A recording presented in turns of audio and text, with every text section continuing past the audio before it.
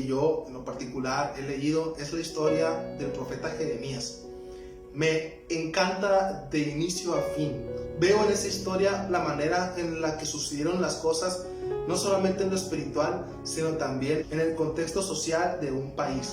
Verás, te platicaré un poco de esta historia. Se relata que cuando Jeremías era apenas un jovencito de entre 12 y 15 años aproximadamente, él recibe una revelación de parte de Dios. Dios se manifiesta a su vida a través de un sueño y le habla y le dice que él lo había seleccionado para una gran misión.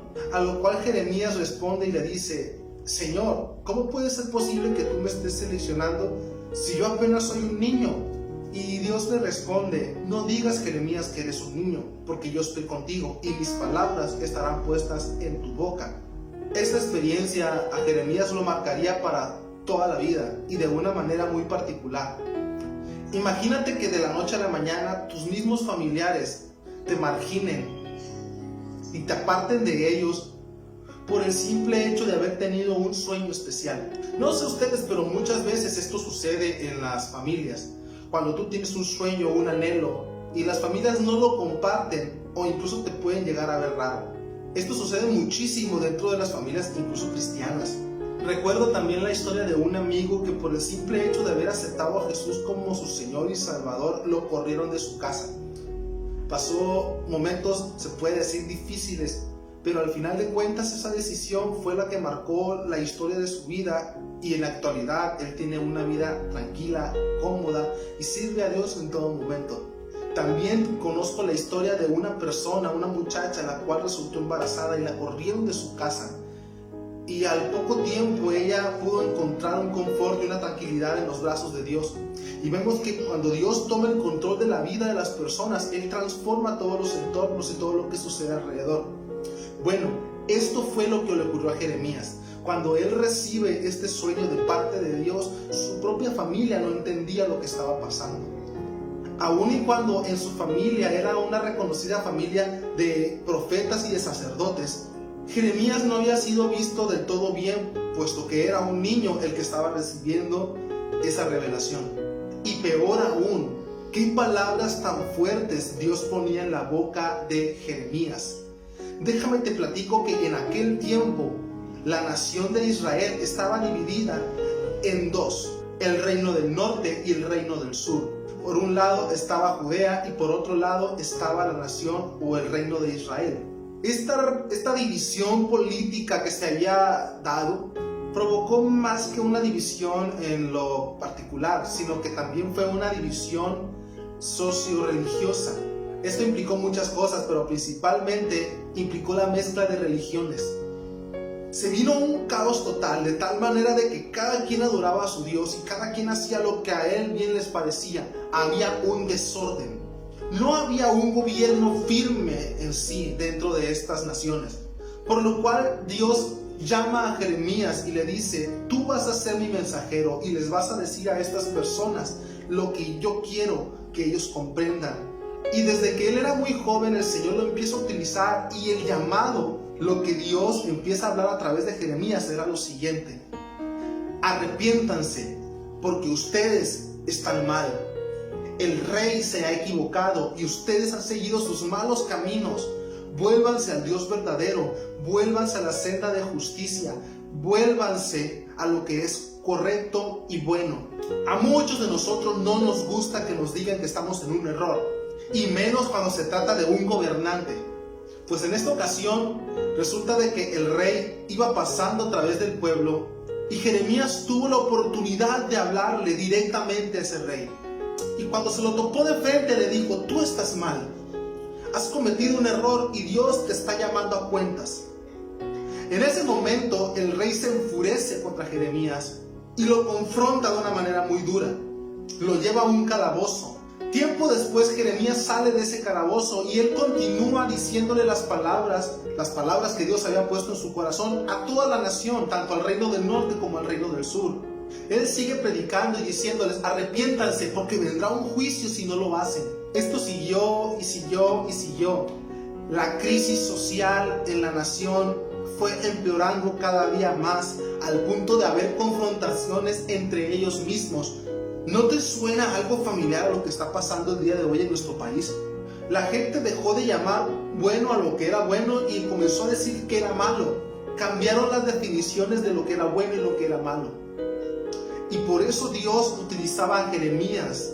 Jeremías era la voz de Dios en ese momento. A Jeremías se le considera como el profeta llorón o el profeta triste. ¿Y cómo no va a estar triste al ver la situación y la crisis en la que se encuentra su nación y que la gente no lo entiende y no hace caso? Él continuó predicando.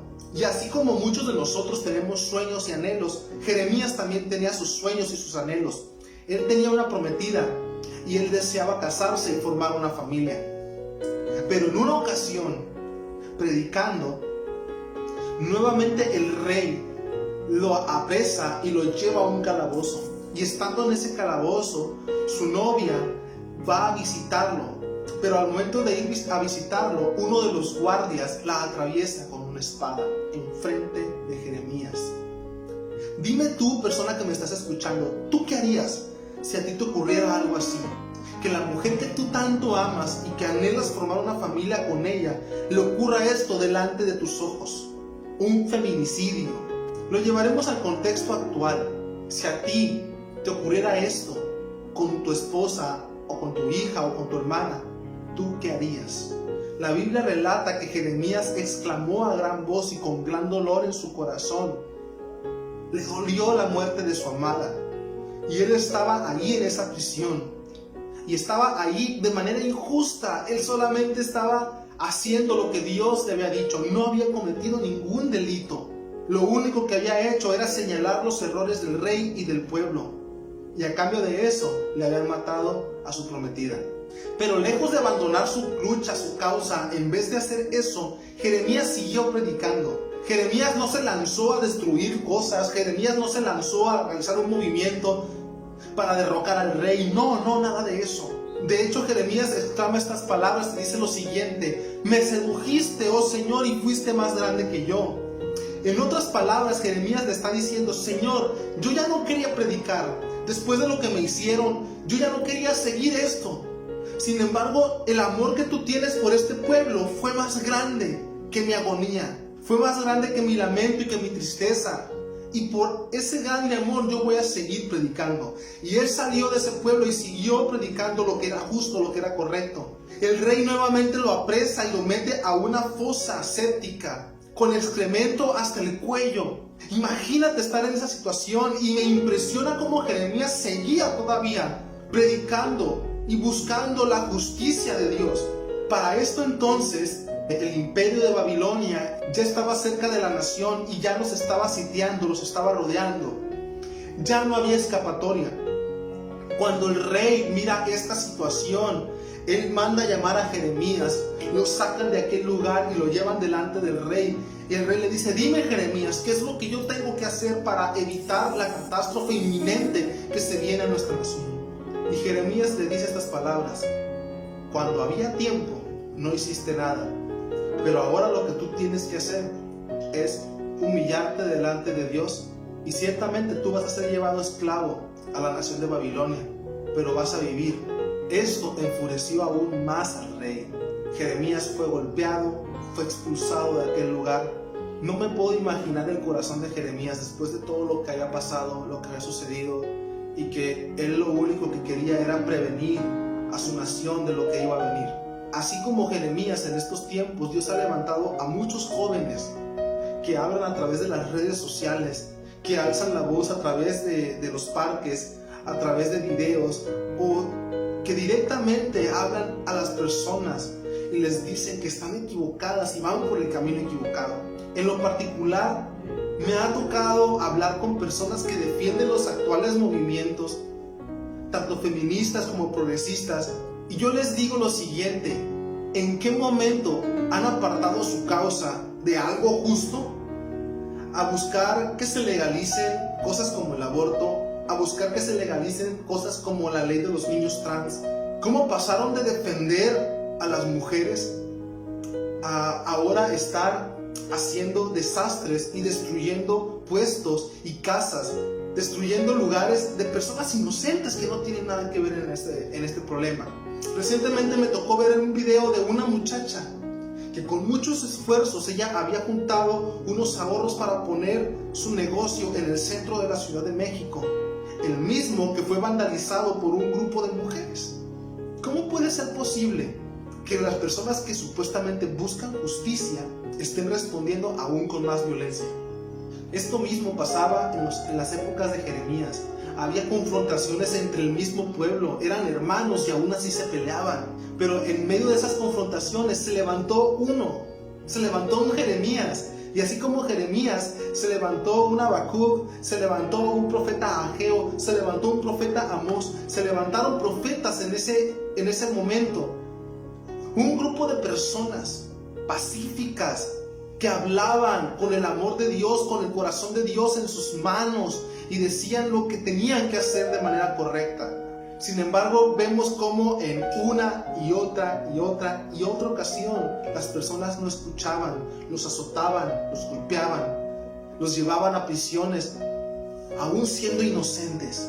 En estos tiempos, como cristiano, te van a tocar tal vez muchas luchas, te van a tocar muchas confrontaciones, pero ¿sabes algo? Si Dios ha puesto palabras en tu boca, no te calles, porque el mismo Dios que estuvo con Jeremías también estará contigo y también está conmigo. Yo en lo particular seguiré hablando de la palabra de Dios y seguiré diciéndole a este mundo lo que es correcto y lo que tienen que hacer. No importa incluso si mi propia familia se va en contra mía, no importa si mis amigos dejan de ser amigos por lo que yo digo y por lo que yo hago. Si yo sé que eso es lo que Dios anhela y Dios desea para mi nación, entonces voy a seguir predicándolo, voy a seguir hablándolo. Tal vez en algunas ocasiones incluso lleguen a agredirme, pero ¿eso qué? No importa. Al final de cuentas, yo sé que Dios es más grande que cualquier cosa que pueda suceder. Yo te invito a que aprendas de la historia de Jeremías. Al final de cuentas, la nación de Israel, tanto el reino del norte como el reino del sur, no escucharon las palabras de Jeremías y de los demás profetas que Dios había levantado en ese momento. Y desgraciadamente vinieron las consecuencias. La nación fue destruida y fueron llevados esclavos. Pero Dios le hizo una promesa a Jeremías, que él antes de morir con sus propios ojos iba a ver cómo su nación, cómo aquellas personas que habían sido llevadas esclavas, regresaban nuevamente a poseer la tierra y restauraban sus ciudades y que iban a restaurar sus muros. Yo tengo una promesa, y la promesa es que un día Dios vendrá por mí, y Dios vendrá por todos aquellos que hayan decidido seguir a Jesús en todo momento. Y un día el Señor restaurará todas las cosas y hará que este mundo sea un mundo de paz. Así que continúa predicando, no te detengas. Dios necesita a más Jeremías en este tiempo. Hasta la próxima.